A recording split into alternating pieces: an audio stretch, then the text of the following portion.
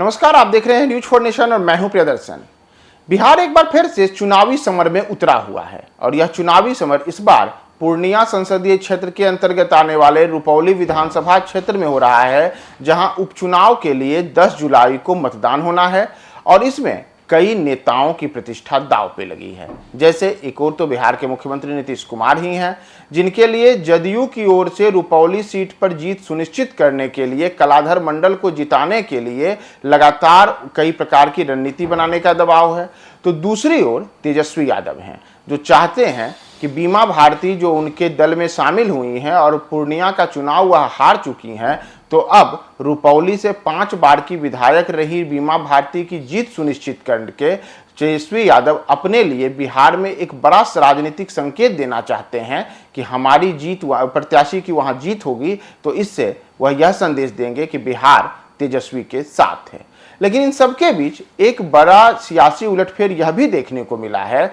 कि जिस पूर्णिया संसदीय क्षेत्र में इस बार लोकसभा चुनाव के दौरान निर्दलीय प्रत्याशी के तौर पर जीत हासिल करने वाले पप्पू यादव के खिलाफ बीमा भारती ने हुंकार भरी थी, उसी बीमा भारती को इस बार के चुनाव में रुपौली से जीत सुनिश्चित कराने के लिए पप्पू यादव भी उनके समर्थन में मैदान में कूदे हुए हैं। तो ऐसे में बड़ा सवाल उठता है कि क्या पप्पू यादव का रुपौली में उतरने से बीमा भारती की जीत सुनिश्चित होगी? क्या रुपौली में पप्पू यादव की इतनी प्रभावशीलता है कि वह अब वहां पे बीमा भारती की जीत सुनिश्चित कर लें? तो इसके लिए आपको हम कुछ आंकड़े बता रहे हैं, जिन आंकड़ों से आप खुद ही समझिए कि पप्पू यादव की वहां कैसी अहम भूमिका होने वाली है। और अब जब चुनाव में 24 घंटे का समय शेष है, तो क्या पप्पू यादव का वहां कोई जादू चलने वाला है, या फिर यह केवल और केवल एक शिगुफा है कि पप्पू यादव रुपौली में कुछ बड़ा कर रहे हैं? तो इसके लिए पहले आप लोकसभा चुनाव 2024 के आंकड़ों को देख लीजिए। दरअसल 2024 के लोकसभा चुनाव के दौरान जब पूर्णिया से पप्पू यादव ने चुनाव लड़ा,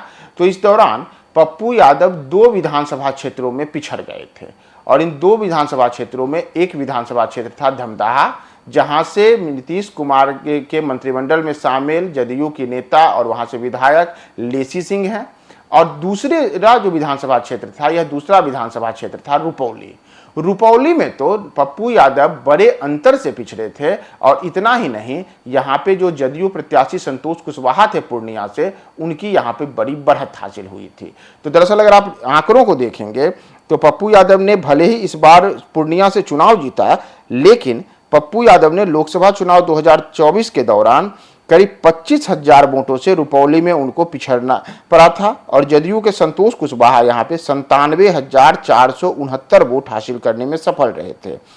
वही पप्पू यादव केवल 72,795 वोट ही ला पाए थे। और इतना ही नहीं, यहाँ पे बीमा भारती का कोई असर नहीं दिखा था और बीमा भारती दूर दूर तक नजर नहीं आई थी। लेकिन इन सबके बीच भले ही पप्पू यादव वहाँ पे 25,000 वोटों से पिछड़ गए हों और संतोष कुशवाहा वहाँ पे 97,000 वोटों से ज़्यादा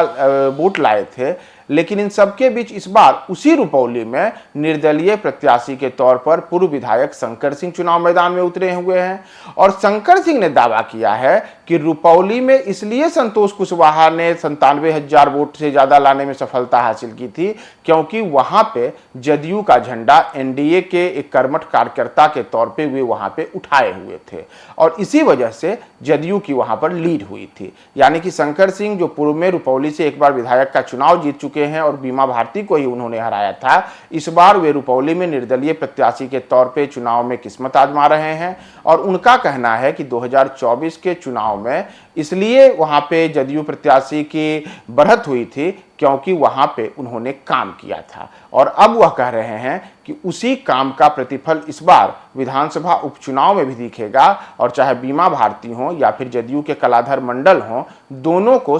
खुले तौर पर शंकर सिंह यह चुनौती दे रहे हैं कि वह उनके सामने कहीं नहीं टिकते हैं। लेकिन जैसा हमने आपको बताया कि पप्पू यादव, तो पप्पू यादव का यह आंकड़ा था कि पप्पू यादव तो इस चुनाव में कहीं भी रुपौली में दिखे ही नहीं थे और वहां पे वे पिछड़ गए थे। हालांकि उन्होंने वहां पे 72,000 से ज़्यादा वोट हासिल करने में सफलता पाई थी। तो ऐसे में यह वोट बीमा भारती के लिए बड़े स्तर पर जीत हार को तय करने में अहम भूमिका निभाएगा। इतना ही नहीं, अगर वर्ष 2000 के विधानसभा चुनावों पर भी हम नजर डालें तो 2020 के विधानसभा चुनाव के दौरान भी बीमा भारती यहां पे 64,284 वोट लाने में सफल रही थी और तब लोजपा प्रत्याशी के तौर पर चुनाव मैदान में उतरे शंकर सिंह ने 19,330 वोट हासिल किए थे। यानी कि उस चुनाव में जो बीमा भारती थी उन्होंने एक बड़ी जीत हासिल की थी। और इन तमाम चीजों के बीच अब लोकसभा चुनाव के बाद विधानसभा का उपचुनाव रुपौली में हो रहा है। पप्पू यादव यहां कई प्रकार के दावे कर रहे हैं, लेकिन पप्पू यादव का यह आंकड़ा है कि पप्पू यादव कैसे रुपौली में वहां उनका कहीं भी सिक्का नहीं चला था और पप्पू यादव वहां पिछड़ गए थे। तो अब 10 जुलाई को कल वहां पे चुनाव होना है, मतदान सुबह 7 बजे से वहां शुरू होगा और इन सबके बीच पप्पू यादव वहां पर कुछ कर पाएंगे या नहीं कर पाएंगे। आप खुद इन आंकड़ों से ही गौर कीजिए कि जो पप्पू यादव खुद अपने चुनाव में रुपौली में पिछड़ गए थे वह बीमा भारती के लिए क्या कर पाएंगे, यह अपने आप में एक बड़ा यक्ष प्रश्न है।